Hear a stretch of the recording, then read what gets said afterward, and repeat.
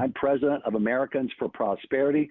We want to thank you for joining this first in the country national grassroots call to action to reject these bailouts that are being proposed. I know you've probably seen some of the coverage. Hopefully you have. I know certainly we at Americans for Prosperity are putting the word out that politicians are out there already pushing additional bailouts for state and localities, cities, municipalities. Congress just spent a good chunk of money. It's important to optimize, to use that money wisely. And we believe now is not the time for massive new spending. Again, many of you are joining us from across the country. I'm Tim Phillips, president of Americans for Prosperity. You're going to hear from Senator David Perdue from the great state of Georgia in just a few moments, and Senator Ron Johnson from Wisconsin, two of the leading policy champions in the United States Senate. Also want to introduce to you our CEO at Americans for Prosperity, Emily Seidel. Emily, good evening. Good evening, Tim. How are you? How's everybody out there? I am well. Glad you're with us. Thank you. Well, listen, Tim, this call could not come at a better time because earlier this afternoon, I don't know if folks have been watching the news today or if they saw, Speaker Nancy Pelosi announced that she's looking at a state bailout package that could be $1 trillion. $1 trillion. And she even said that might not cover it. That might not be enough. So this call couldn't have come at a better time. We've got a big fight on our hands, and I'm looking forward to hearing what the senators can tell us to better understand what we face in the United States Senate. Absolutely. Well, thank you all for joining us. Thousands of you are joining. I'm looking at the dial right now from across the country. Thousands of you are already on. I'm Tim Phillips, president of Americans for Prosperity. If you want to ask a question tonight of our senators or of us, just press *3. *3. You'll be put into a queue with our operators. It's toll-free, by the way, no charge at all. Also, we have an important petition tonight that we're urging you to sign. Make your voice heard, and it's this. You're telling your senator, your two senators and your House member to reject the bailouts being proposed for the state level and for the localities. Reject those bailouts. If you want to join that petition to make your voice heard, just press the number 1, and that'll make your voice heard. The number 1, there's no charge. It's toll-free, but we really hope that you'll be doing that. That would be wonderful to do. Now, we are joined by a first-term senator who is already making an enormous difference in his state and across the country. He's a businessman, one of the few business folks in the United States Senate. We're thrilled to have joining us Senator David Perdue from Georgia. Senator, thank you for being with us this evening. Well, Tim, it's an honor. I first of all want to thank you for hosting this tonight. The network has just had such a profound impact on helping us change the direction of the country these last few years. In 2014, we had to, get the majority. And I just want to thank you for hosting this tonight. I want to thank everybody on the line for what you've done here in the last 6 or so years, and particularly for hanging in there right now. This is a very difficult time. I really appreciate what you guys are doing to try to influence what we do from here. And so, Tim, I've got an opening comment if you want me to try to go through that, and then I think we're available for some questions. So I'll turn it back to you now. Is that okay? Yeah, no, absolutely. You and I were talking earlier this week about these proposals, bailout proposals for states and municipalities. Senator, give us your thoughts on those in a broad sense. What are your thoughts when you hear those?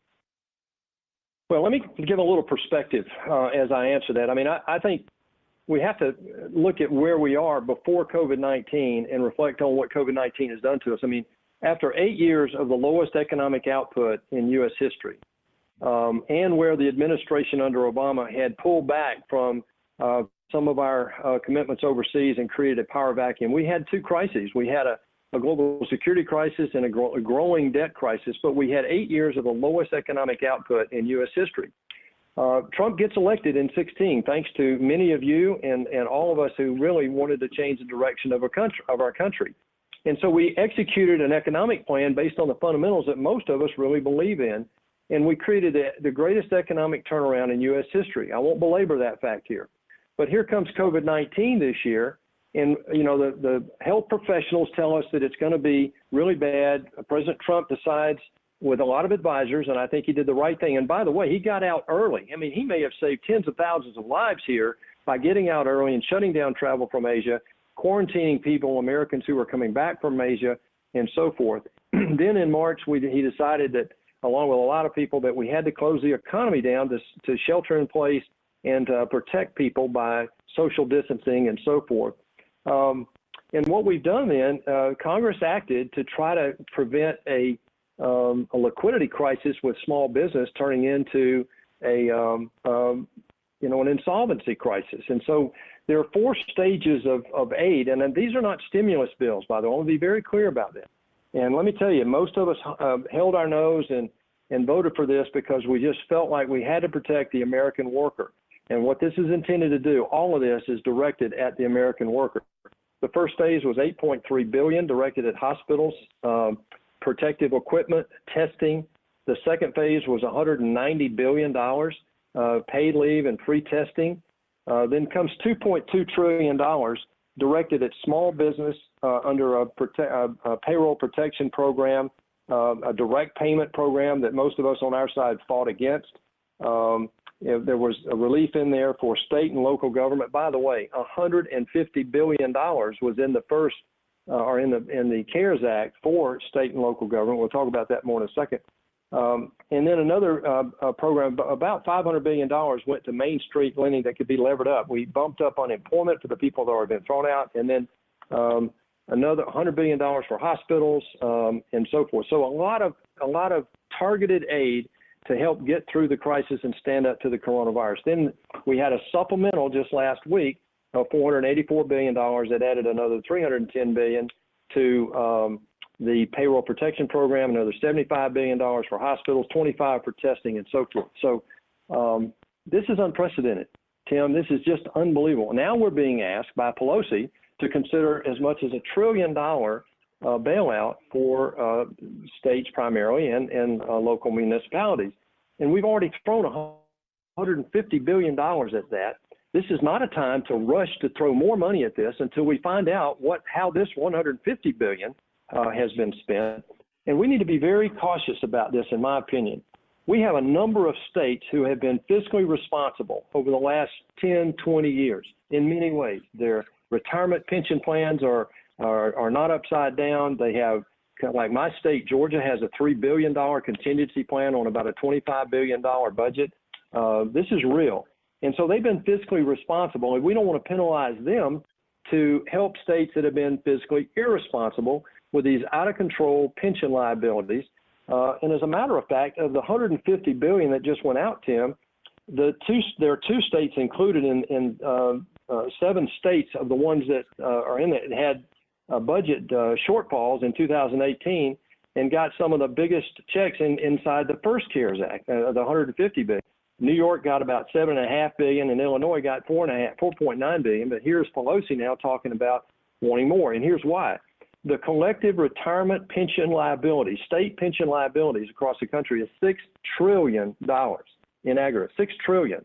Now, not all of that is in 3 or 4 states. It's across the whole country. So you can imagine how many rounds of help that Pelosi might want to throw at that. So this is a time to be cautious.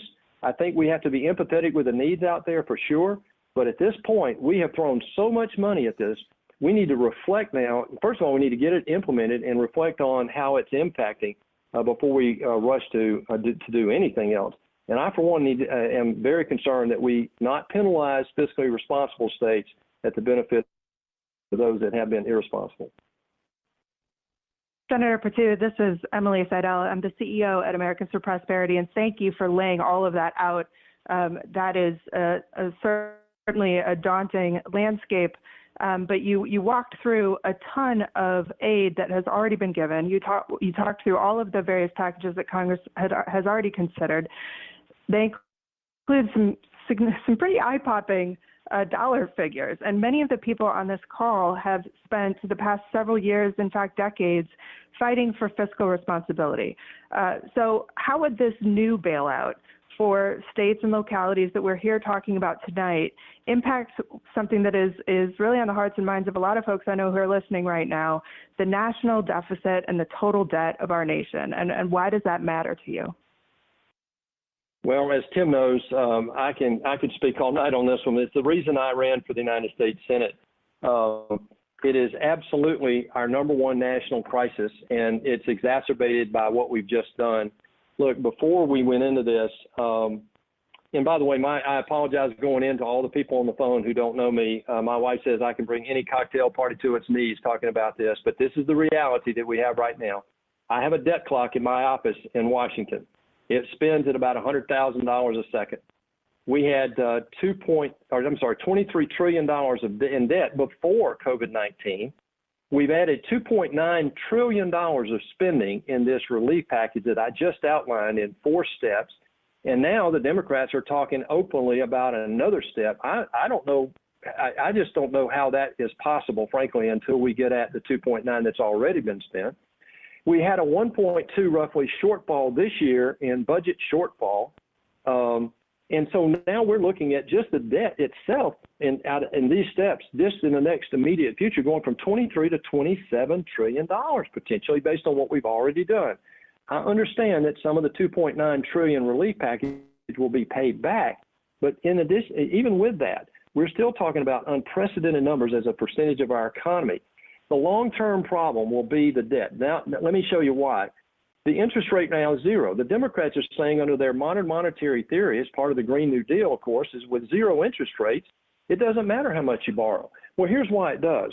The 50-year average of interest rates is 5%. You can do the math very quickly. On $27 trillion of debt, we're talking about $1.4 trillion of interest on the debt alone. That's more than we spend on all discretionary spending, guys. That's military, VA, and all domestic programs is about $1.3 trillion.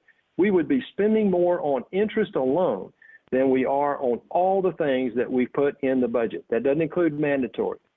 Add to that, the Medicare Trust Fund goes to 0 in 6 years, and the Social Security Trust Fund goes to 0 in 12 years. This fiscal irresponsibility's got to stop. It's the reason I ran for the Senate. Now, here's the one that really keeps me up at night. The Fed balance sheet in 2017 was $5 trillion. That was unprecedented. It was the highest it had ever been since World War II. We lowered it to $4 trillion. The market turned down. They leveled off there. But what the Fed did in March in 5 different steps is they set a path where today the balance sheet of the Fed, if you were to ask them, is $6.9 trillion. It's going to $13.5 trillion based on what they've already done in March. And with the addition of what we've just done in terms of the CARES relief packages, it could go to $16 trillion. This is nuts. The reserve currency then becomes at risk, in my opinion. We're losing the ability to do the right thing. General Mattis said it in his confirmation year. The greatest threat to national security is our national debt. And we've got to be very careful as we think about doing anything in any next step until we decide to look at this. We can fix this. The solutions are there. We've been talking about this for 5 years. Fix the budget process, grow the economy, save Social Security and Medicare, get at the spiraling healthcare costs that are killing us, and then get rid of these redundant agencies. It can be done, but we need to be very careful right now to hold the line until we see how this economy responds to what we've already done and how fast we can get back to work. Thank you for that question. Great question. No, absolutely. Well, you are just hearing from Senator David Perdue from Georgia. My name is Tim Phillips. I'm president of Americans for Prosperity. You're on the line with just over 11,000 grassroots activists from across this country who have joined, who are very worried about the state and locality bailouts that are being proposed by many across the country at this point. Speaker Nancy Pelosi just hours ago came out and said she wants up to $1 trillion for this state and locality bailout. So we're talking to Senator David Perdue about this. Lauren Stewart is our operator tonight. Lauren, would you go to the first question for Senator David Perdue? Absolutely. We have Alicia from Georgia. Alicia, you're live. Hi, Senator Perdue. I am so thrilled and proud to have you as my state of Georgia senator. As you know, here in Georgia, and I want to personalize this to Georgia, many of us thousands of us are deeply concerned over the federal deficits, the budget deficits that continue, and the national debt. So I want to personalize it to Georgia and any individual state. How would this new spending proposal for states bailouts impact our nation short term, long term? What impact would that have on like us as Georgians down the road too, and other states as well? Well, first of all, any new spending bill is not predestined. I mean, this is the whole thing that I'm trying to tell people. This is all happening since we just voted on that supplemental last week. I mean, the ink isn't dry on the signatures on that bill yet. And now Pelosi's talking about, well, here comes the next package. Well, I'm not willing to accept that yet. So I don't know that it's not predestined that we have the next package and the next package. Here's the reason why. There are several reasons why. The impact on the debt's one, but just think about the practical issue right now.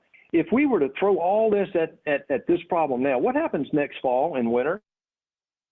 If this thing comes back and we have a similar type thing and the public health care officials say, well, you got to shut down again. I mean, what do we do then? Throw another $5, $6, $7 trillion at this? I mean, we don't have that. There is a phrase that you all use in your home, and I use it in my home, and I've advised my children to do it as well, and that is it's just a natural part of reality in every business and home that I know about, and that is we can't afford it. When some things come up and we look at our budget and we decide, well, God, that'd be nice to have. I'd like to take that trip, but we just can't afford that. We are at that point right now, and it's going to affect a lot of people in a lot of places. I'm sorry about that. There are 44 states that have a balanced budget law. My home state of Georgia is one. Thank you for being in this network, Alicia, being in Georgia. We have a lot of people there in this network, and I'm so proud of what you guys are doing to make a difference. The state of Georgia is one of those responsible states. They've already gotten a couple $1 billion in this thing allocated, coming from the first or the CARES Phase 3, the $2.2 trillion. So the long-term implication is the federal government will lose the ability to step in crisis situations. Let me give you an example. We just appropriated somewhere about $20 trillion. I'm not 20, $200 billion or so. That's not right. $20 billion or so for hurricane and fire and floods. Remember that just last year, and it was a big debate. Over a period of time, 90-something billion dollars went to Puerto Rico. I'm just trying to say at some point, we're going to lose the ability to go to the bond market and issue all this paper, and that day is not far off, in my opinion. I also believe that you have a short-term and a long-term problem. The long-term problem is the debt. There's no doubt about that. I don't believe they can argue with that. The short-term thing is with all of this sucking up of capital, is going to create a tremendous demand on capital, and that will affect states' ability to go borrow money, fund projects, and do all those things. So it affects education, firefighters, our nurses, our doctors, anybody that's in state-related entities. This will have a dramatic impact if we don't wake up and get responsible. So it's an irony that withholding any potential effort to throw more money at states will actually help our ability long-term to be more of a better and longer-term partner for our states. Yeah. Ladies and gentlemen, you were just hearing from Senator David Perdue. You're now one of over 13,000 grassroots activists across this country on our Americans for Prosperity teletown hall that's going to urge Congress, members of the House and Senate, to reject bailouts. You can go to the website, rejectbailouts.com. That's rejectbailouts.com. Or, and this is so important, if you would simply join this effort, make your voice heard by saying to your members of Congress, reject those new bailouts for states and localities. All you have to do, it's toll-free. All you have to do to make your voice heard is just press 1 on your phone. It's toll-free. Just press 1. You'll make your voice heard. We'll make sure that gets to your members of Congress. Lauren Stewart, next question for Senator David Perdue of Georgia, please. Absolutely. We have Caesar from Miami, Florida. Caesar, you're live. Thank you. Good evening, Senator. Hello from Miami, Florida. Senator Perdue, we want to support our first responders and health professionals, but this latest call for $1 trillion in state bailouts is concerning. Could you please tell us what Congress has already appropriated for hospitals, police, and other first responders? Thank you. Well, Cesar, thank you so much. I mean, this is what the left is trying to, it's a fraud they're trying to commit. They're ignoring what we've already done when Pelosi just today, as Tim said, is talking about envisioning $1 trillion buyout or bailout for our states. Well, let's talk about what we've already done. It hasn't even been spent yet, most of it. First of all, there was an $8 billion phase one that went to hospitals, supplies, testing, and so forth. Inside the CARES Act, first of all, and then there was paid leave, and that affects our first responders, nurses and doctors.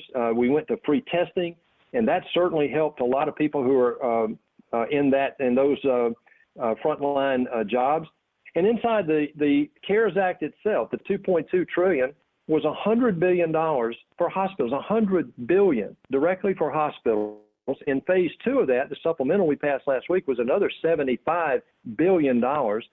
Then in addition to that, in phase one, phase three, there was $25 billion for testing, $16 billion for, I misspoke, $16 billion for strategic for testing, and then $25 billion for testing in phase in the supplemental that we just did.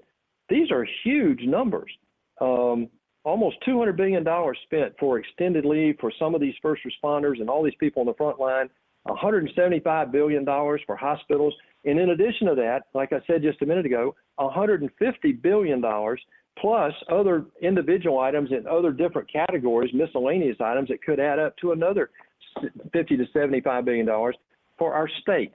And so we're talking about $2.9 trillion that have been directed toward three things: hospitals and healthcare, small businesses, Main Street businesses, that's smaller than 10,000 workers but above 500, and then our the whole state and municipal needs there. So we have already addressed that in these first packages, and that's $2.9 trillion, Cesar.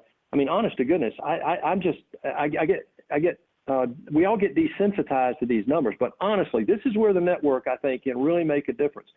We need to encourage every elected official to be very careful right now as we get into this, because you get desensitized to spending money behind the crisis. The irony that we learned back in 2008-9 is by the time a lot of this gets decided upon and approved, you get the money into the economy and we're already reopening and we're back to work. Cesar, let me highlight one other number that is so chilling to me, and I know you have a lot of people, Tim, that may have just dialed in. The total unfunded pension liabilities for all the states, and it's primarily a handful, is $6 trillion. $6 trillion. So when Pelosi talks about needing $1 trillion bailout for states, you can imagine what's in her mind. So even if you were to do that, you think they're going to be satisfied with that? No, they'll come back with another opportunity to spend another $1 trillion. And then, oh, by the way, some Republicans are even talking about an infrastructure package. So the time is for sobriety right now, and to wake up and realize that we cannot afford to do all that we think that we have to do right now. Now, that is a great point, Senator, and thank you. And Cesar, thank you for that call from Miami, Florida. By the way, many of you are still joining us. Thank you for doing so. You're on with Americans for Prosperity, our tele-town hall on rejecting the bailouts for the states and localities that many politicians are out there calling for, including Nancy Pelosi just hours ago, calling for up to $1 trillion in this bailout. If you will join this petition, make your voice heard. As Senator Perdue was saying, we need your voice to be heard. All you have to do to urge your senators and House member to reject these bailouts is press the number 1 on your phone. It puts your voice through toll-free. It joins you to the petition that tells your senators and your House member to reject the ballots. I urge you to do that. Lauren, we have time with Senator Perdue for a couple of more questions before we go to our next guest, Senator Ron Johnson from Wisconsin. Lauren, go ahead with the next question for Senator David Perdue from Georgia. Fantastic. We have Mac from Dallas, Texas. Mac, you're live. Thank you. Senator Perdue, my biggest frustration over this state bailout proposal is that it's not fair for Texas, because we are a fiscally conservative state, so we will be bailing out big spending states like California. What's your biggest concern with this new state bailout spending proposal? Well, I have two, and I'll reiterate some of this because I know we have some people that didn't maybe catch some of the earlier dialogue we had. The first is just what you said, Max, and that is it's not fair to the states and the citizens of those states to subsidize these other high tax, high spending liberal states. It's just not right. We have a federalist system. We have a Senate that is based on 2 senators per state, regardless of the size. And thank God we do, because then a state like ours, Georgia's the 8th largest, most populous state in the country. Texas is twice our size. But a state like Georgia has equal representation in the Senate as, say, California or New York, who both have larger populations. So I have a concern that fiscally responsible states are not penalized for the benefit of these states that have been irresponsible. The corollary to that is that we don't want to incent in the future states to continue this irresponsibility by giving them a window here or a bailout. The second part of my concern is that we simply can't afford $1 trillion bailout right now. It's just as simple as that. We have already appropriated $2.9 trillion. The Federal Reserve is adding $9.5 trillion to our federal balance sheet. The federal bank balance sheet. This is unprecedented territory in terms of the amount of commitments that we're making in such a short period of time. It, of course, impacts our debt. It, of course, impacts our creditworthiness. It, of course, impacts our ability to do all the things we as a free society decided we need. We decided that we want a safety net. Well, we continue to liberalize it under Democratic leadership over the last 55 years to the point now we can't afford the very programs that they've been talking about and did. We have gotten to the point now where spending every year is a negotiation to see which party can spend more, frankly. We have sacrificed 3 times in the last 50 years our national security. We've had 3 Democratic presidents cut military spending by 25%. And in some cases, that can be done. We have already found billions of dollars. President Trump gets a lot of credit for putting the first audit in place in U.S. history on the Department of Defense. And because of that, we have found billions of dollars. The Defense Department is moving on that to become more responsible.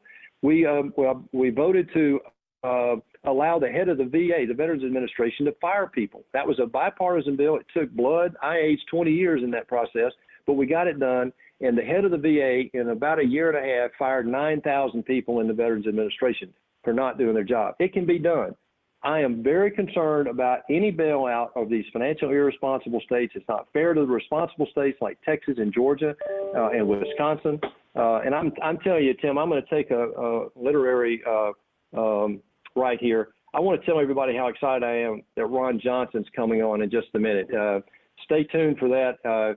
A real fiscal hawk, a tremendous mind in the United States Senate. I am proud that he's on the call tonight. I'm proud to serve with him. But Max, thanks for that question. It's a tremendously dangerous point we're in right now, and we have the Speaker of the House talking about pure insanity right now.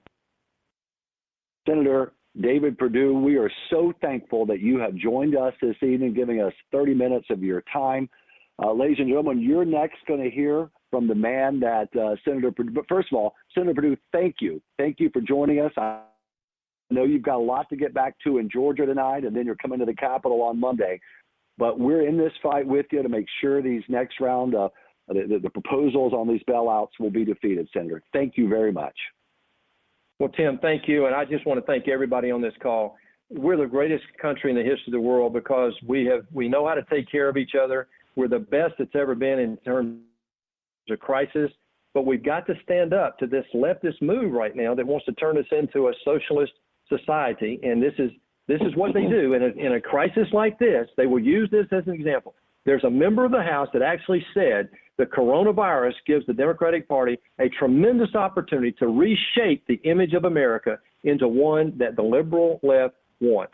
That's what we have to guard against. Tim, thank you for letting me be on tonight, and I thank you all for being on here tonight and for all the work you do for Americans for Prosperity. Absolutely, Senator Perdue. Ladies and gentlemen, over 16,000 of you have joined us tonight. I'm Tim Phillips with Americans for Prosperity. You're next going to hear from Senator Ron Johnson from the great state of Wisconsin. So stay on. He's coming on right now. Before that, though, our CEO at Americans for Prosperity, Emily Seidel, please tell folks what they can do to make a difference before we hear from Senator Johnson. Emily? Absolutely, Tim. If you've been listening to Senator Perdue and you're wondering what you can do to help stop these bailouts, got a couple of options for you. Number one, you can go to www.rejectbailouts.com and take action there. Or if you're so fired up right now after listening to Senator Perdue, you can take action right now. If you're willing to sign the petition that we're sending to federal lawmakers to urge them to oppose these reckless bailouts for the states and for local governments, you can press 1 right now on your phone, and you will be added to that petition. We need to have a big voice. We need to send a big signal to these lawmakers in Washington. We need to give people like Senator Perdue and Senator Johnson the support that they need from folks all across the country to fight these bailouts in Washington, D.C. And I urge you to go to the website, rejectbailouts.com, or press 1 right now to be added to the petition to these lawmakers in D.C. Thank you, Emily Seidel. Well, next up from Wisconsin, he's now in his second term in the United States Senate. He's a businessman, and now he's a United States Senator. Senator Ron Johnson, thank you for joining us this evening. Well, Tim, and I also want to thank you, Americans for Prosperity, and all the people listening on the call here for your involvement in what I think is the premier grassroots organization in the country. Tim, you're aware of the fact when I first started running for the United States Senate, the first event I attended was an American for Prosperity event in the Wisconsin Dells, and that's where I got inspired to get involved to help save this country, because that's literally what we're involved in. Is we are trying to preserve this nation for our children. So, you know, and it's people, and it's organizations like American for Prosperity that get behind candidates like David Perdue, and you just got a great primer in terms of the federal budget and why this is such an important issue. So again, I just want to thank you, Tim, your organization, everybody involved. No, absolutely. So earlier today we were talking, Senator. We were talking about Speaker Nancy Pelosi coming out just hours ago and saying, okay, we need up to $1 trillion in bailouts money, new money for states and localities, municipalities, cities. When you hear those kind of numbers for that purpose, Senator Ron Johnson, what's your first thought? As David was talking about, just how grossly unfair it would be. You know, Wisconsin, we are unfortunately a pretty high spending state. We're a pretty high tax state. But one of the reasons we spend a lot is we actually fund our public pension system. We have really a very well-funded pension system that is really a model for the nation. So if we borrowed another $1 trillion, and by the way, we don't have $1 trillion. We're just printing this. We're not even printing it on paper. It's just bits on a computer. It would be grossly unfair for the responsible states to basically burden our children. And that's what we're doing. We're mortgaging our children's future with every additional dollar of debt. It would be grossly unfair to do that, to bail out grossly irresponsible states like California, like Illinois, like New York. So that's my first thought. My second thought, and I know David gave a lot of detailed numbers. Let me really concentrate on the macro number here, the $2.9 trillion. Let me put that in perspective to you. There are a number of economists right now that are estimating we probably shut down close to a third of our economy. That's about $600 billion per month. So the $2.9 trillion that we have already authorized basically completely funds and replaces a third of our economy for 5 months. So I want that to sink in. I want people to really understand what we've done. That's incredible. $2.9 trillion funds what we've shut down our economy for 5 months. We've allocated more than enough money. Now, the question is, have we directed it properly? I'm not being critical here because we had to act. You know, I think David Perdue understands that. I think most people understand that. We had to act. We had to provide financial support for workers who, through no fault of their own, were laid off. We had to provide support for businesses so they could survive and reopen and hopefully retire. We had to provide liquidity to the markets so we didn't have a financial catastrophe. So we had to act. Now is the time to take a pause, to assess what we have enacted, what has been spent. And the good news here is it's actually hard to spend $2.9 trillion. There's no doubt about it. The small business loans, the PPP program, that's just flowing out. And a lot of that has hit pay dirt and has really helped businesses that needed it. Some of that money's gone to businesses that didn't need it. But a lot of the other $2.9 trillion has not been spent. So let's evaluate, can we direct that better in the future before we start allocating another $1 trillion or more? And trust me, they will want more. This is the time to pause and assess and remedy what mistakes were made in the first 4 packages. Senator Johnson, this is Emily Seidel, CEO of Americans for Prosperity. We've got a bunch of folks joining the call right now. So if you're joining right now, you're on the phone with Senator Ron Johnson of Wisconsin. If you want to get in the line to ask a question, you can press *3. And if you want to sign our petition to urge federal lawmakers to oppose these reckless bailouts that we're talking about tonight, you can press 1 right now on your phone to be added to that petition list. Senator Johnson, before you were in Congress, you were a CEO. And folks often talk about governors as the executives of their states. So when you were a CEO, I would imagine that you had to make tough choices at times. You had, different revenue projections for your business and had to make difficult decisions. What would you say to the executives of states now, given your experience, who are facing the situation as a result of the COVID crisis? What advice would you give them?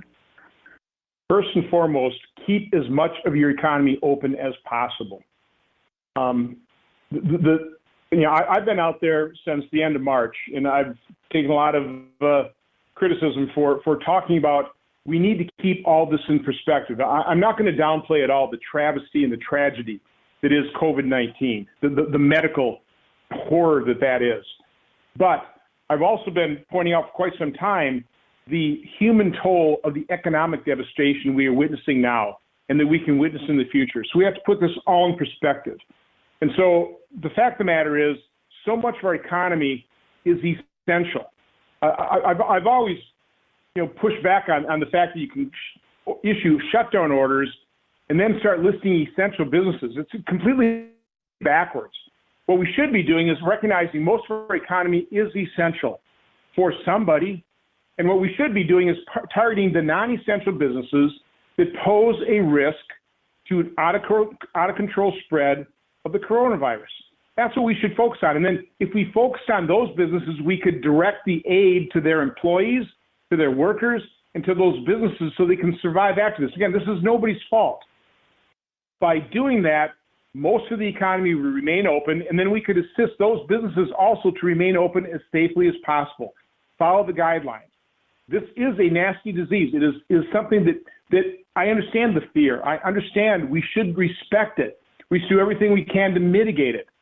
But we also have to do everything we can to mitigate the economic devastation that's occurring, and I am particularly concerned about economic devastation at the lower end of the economic spectrum. I'm an entrepreneur, a serial entrepreneur. I've started businesses from scratch, and I know that the people that weren't first in line for the PPP program are the entrepreneurs, the mom and pop shops, the Main Street businesses that abhor debt. They didn't have an outstanding loan, so they weren't first in line for the PPP loans. It is their life savings that are wrapped up in their business. They could have been operating for 10, 20, 30, 40, or 50 years, and that is getting wiped out now. So governors have to be sensitive to that. They have to make every allowance as possible to allow those businesses to operate safely. So many of those businesses can. Listen, if you can go into a grocery store, you can go into other retailers as well. You can go into restaurants where they provide the social distancing. We have to allow the American economy to open and to operate. Ladies and gentlemen, you were just hearing from Senator Ron Johnson from Wisconsin. I'm Tim Phillips, president of Americans for Prosperity. You are on now with just over 20,000 grassroots activists from across this country joining on this Americans for Prosperity call to action teletown hall meeting. You can press 1 to join that petition now that says to politicians, political leaders, reject these bailouts. Lauren Stewart, our operator, please go to a question for Senator Ron Johnson. Absolutely. We have Annette from Hudson, Wisconsin. Hi. Senator. Hello. First of all, Hello, I just want to say that hi. I just want to say, first of all, that I and AFP Wisconsin are very proud to have you as our senator representing us in Washington. And I want to talk about the state bailout. I mean, wow, these numbers. Our activists are really worried, and they have asked me a lot if most of this money will go to cover the big spending states like Illinois and California. Well, that is certainly a concern. First of all, I've got a real soft spot in my heart for Hudson. That's where I met my wife, Jane. So love Hudson, Wisconsin. It's a beautiful city. But no, that is our concern, that no matter how this gets allocated, it will be unfair. And so, again, let's pause. We've already allocated $150 billion to the states. It hasn't been spent. So much of this $2.9 trillion has not been spent. Why are we talking about another $1 trillion? There's no need. There's no rush at this point in time. There was a need for speed a few weeks ago, so we could, again, prevent markets from seizing up to help workers. But we've got more than enough allocated right now. Let's take a pause. Let's evaluate what we've done. Let's fix the problems in the first 4 bills before we even consider allocating one more dollar and mortgaging our children's future further. Lauren, do you have a next question for Senator Ron Johnson from Wisconsin? Absolutely. I have Tyler from Des Moines, Iowa. Tyler, you're live. Hey, thank you for being on, Senator Perdue, or Senator Johnson. Appreciate your time. Just was wondering, the amount of money in this new state bailout proposal is just staggering, and especially after the trillions of dollars that Congress has already spent. And so I was just wondering, how much time do myself and other activists on this call have to make our voices heard before the Senate or House begin debate and start voting? What's the time frame look like on that? It's hard to say. I mean, the good news is Leader McConnell is saying that he wants to take a pause. He wants to evaluate this. That's a good thing. So, but there's not much time. You see how rushed all of this is. So from my standpoint, this is a very timely call, but don't waste a minute. Get on the phone, contact your state senators, your U.S. senators, contact your members of Congress, and let them know that you don't want your children's future mortgaged any further. We've allocated enough. Let's spend that wisely first before we even consider anything else. So time is short. This is the time to sign up to the petition that Tim and Emily are talking about. Make your voices heard. It makes a difference. It has an impact. Yeah. By the way, we are now just over 22,000 grassroots activists. Folks, you are on this call, have joined this call and are part of this call. Thank you. It's a testimony to your passion on this issue of what comes next. Senator Ron Johnson, you just mentioned that the last caller, I think Tyler, I think it was, asked about the time frame. The Senate, Senator Johnson comes back in on Monday. Is that correct? And you'll kind of get a better sense of what comes next. Is that right? Monday? Right. We're coming back. The good news is the House isn't, but the Senate could act and pass something for the House for the following week. I don't believe that's going to happen. Again, I'm taking Leader McConnell's word. He wants to take a pause. We're going to talk about this, but again, pressure can mount pretty quick. And let's face it, it's easy to spend money. Americans actually like benefits. What's difficult is to pay for them. So the pressure builds pretty quick, depending on how the news comes in. So again, get out there, sign the petition, make your voices heard, and in particular, put pressure on your governors to responsibly get your state up and operating again. I don't know of a problem that we're facing in the federal government fiscally where the number one component of a solution isn't economic growth. We are going to see dramatic economic contraction here in the second quarter. It is required that we have to grow economically, and one of the things we have to do, and here's where the pressure is going to come because Democrats are going to oppose us on this. We have to provide liability protection for businesses as they start opening back up. The trial lawyers are already out there trying to take advantage of COVID-19. I mean, as sick as that sounds, it's just true. From my standpoint, I think what we need to demand is unconditional, absolute liability protection. COVID-19 is an act of God. It is nobody's fault that somebody else gets infected. Don't let trial lawyers destroy our economy by bringing up junk lawsuits against businesses that are just trying to provide products and service that we all need, and an economic environment that creates opportunity. So that is one thing that's definitely a concern of mine, is we have not provided the liability protection that businesses are going to need, and the Democrats are going to demand spending in exchange for liability protection. Yeah, and by the way, folks, catch what Senator Johnson was just talking about, the liability protections. That's an important issue. The Senate is back in this Monday, so please make sure you make your voice heard. Emily Seidel, can you take just a moment, walk through the website that folks can join and the other ways they can make a difference before the Senate comes in on Monday? Absolutely. Tim, I was just thinking, when senators get back to Washington, D.C.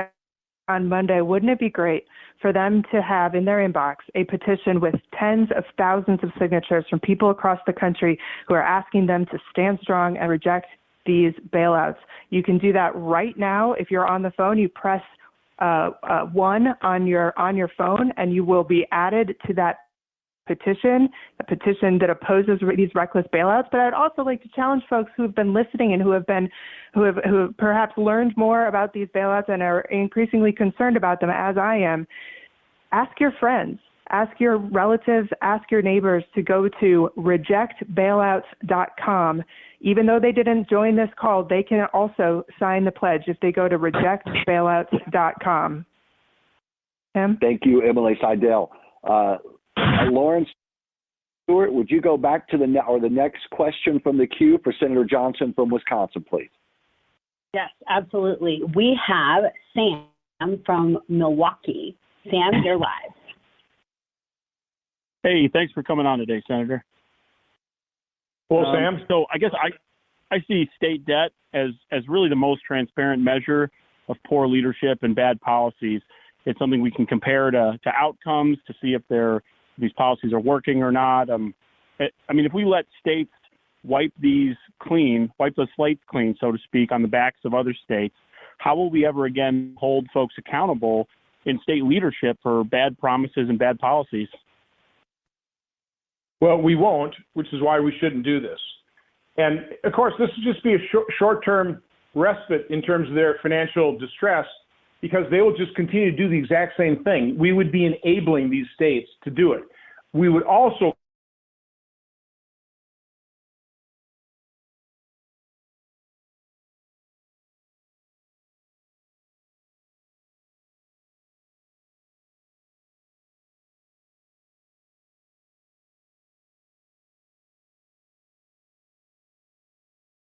economy, because you're going to be accused of being callous toward people's lives. From my standpoint, nothing could be further from the truth. People need to understand the human toll of the economic destruction that's occurring right now. So this isn't, you have to either be concerned about people's lives in terms of the COVID disease, or you're all about the almighty dollar. No, the fact of the matter is, when you have economic destruction like this, there is an enormous human toll. Let's take a look at hospitals. Again, we flatten the curve. The whole goal of this, flatten the curve so we don't overwhelm our hospitals. Our hospitals are not overwhelmed other than in New York City. They are underwhelmed. They stopped doing elective procedures. They don't have revenue coming in. Some of them are laying off their hospital workers, doctors, nurses, healthcare workers. That is a travesty. That is costing people's lives. And let's face it, one person's elective procedure is another person's life-saving procedure or diagnostic test. Let's keep that in mind. So that's the first thing we got to do, is we need to open up our hospital facilities, our healthcare facilities, but as much of our economy as possible to limit the human toll of the economic devastation. That is so important. I can tell you at Americans for Prosperity, we strongly are calling for governors and folks at the local level. Let's get this economy reopened again. We can do it in a responsible way, a way that balances risk, but let's do that. It's so important. Senator Johnson, you just pointed out the human toll that these shutdowns do cost us. So it's important to get moving again. You can do it in a responsible, careful way, but let's do it. Lauren Stewart, could you go back to the queue of folks wanting to ask questions for Senator Johnson from Wisconsin? Absolutely. We have Tom from Virginia. Tom, you're live. Hi, Senator. Thank you so much for coming on tonight. I really appreciate you talking about this.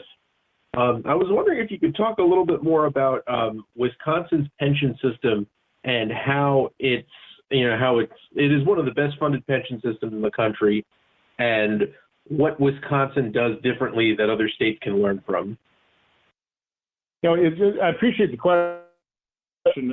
It's interesting. I listened to the head of the investment group that is in charge of the public pension fund on CNBC a couple of weeks ago during the Groundhog Day myself quarantine, and it was very interesting because what they do is they take a look at the returns over 5 years period, and the people that participate in the pension, again, it's fully funded, but they also have the people participating in the plan share in the gains, but also suffer in the losses.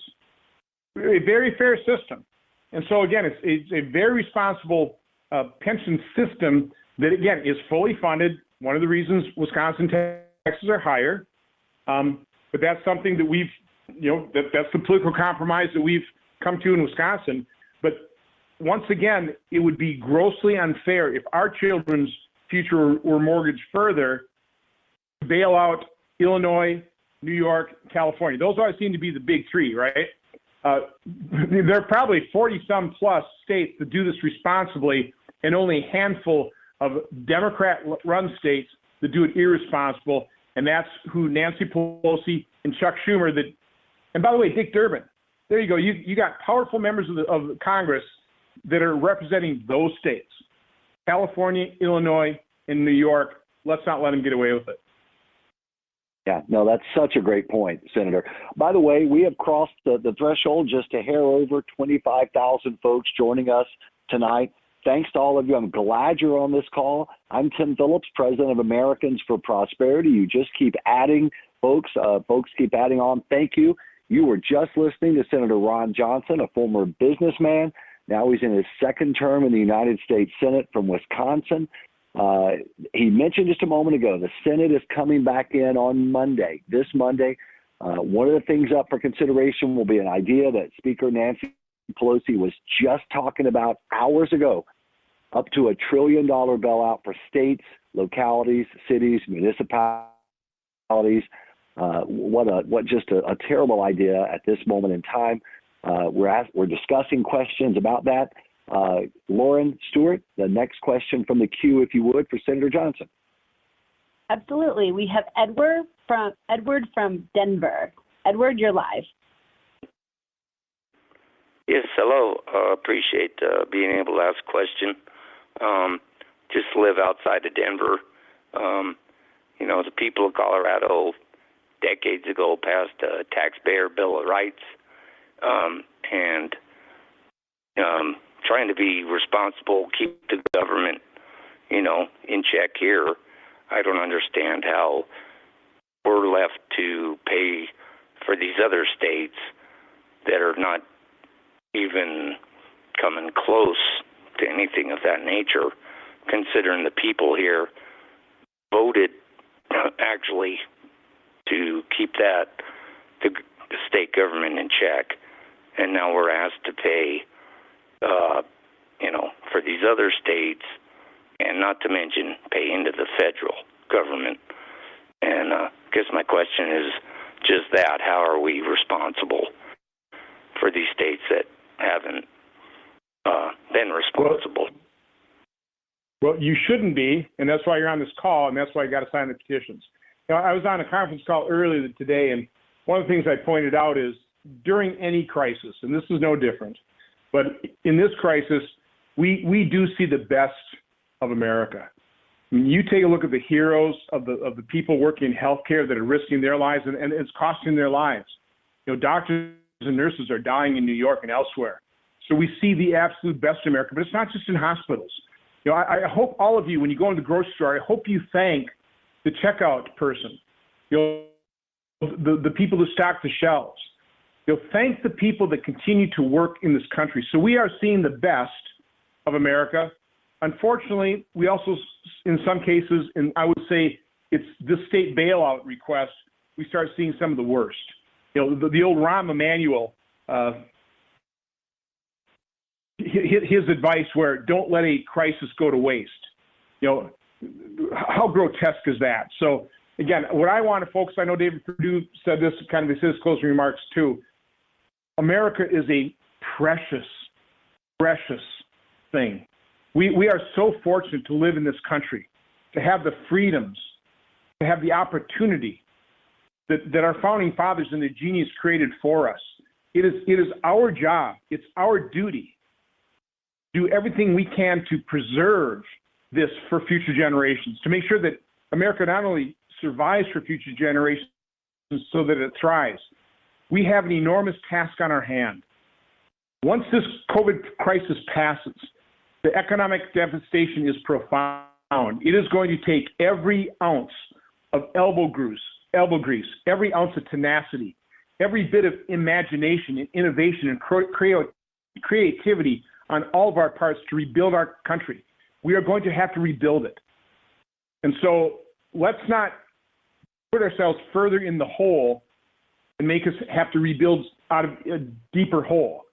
But again, this is a great country. You guys are on this call. Americans' prosperity exists because there are patriots that love this nation and realize this is our solemn duty to preserve it and make it better.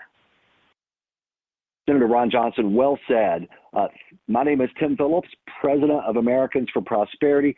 In that last question, you just heard something that's so important, and Senator Johnson touched on it. Some states are fiscally well managed. Colorado has a taxpayer's bill of rights that protects it on the spending front a bit. And Wisconsin has a well-funded pension system. States like Illinois do not. They're chronically underfunded. And that's why these bailouts are not fair for so many Americans. So, for example, Florida and New York are roughly the same size, population-wise, comparable, but yet New York spends more than double in a year what Florida spends. So if you get this $1 trillion bailout for states that Nancy Pelosi talked about a few hours ago, then Florida are going to be paying tons of money that goes to New York. It's just not fair from state to state, and that's the big problem with this.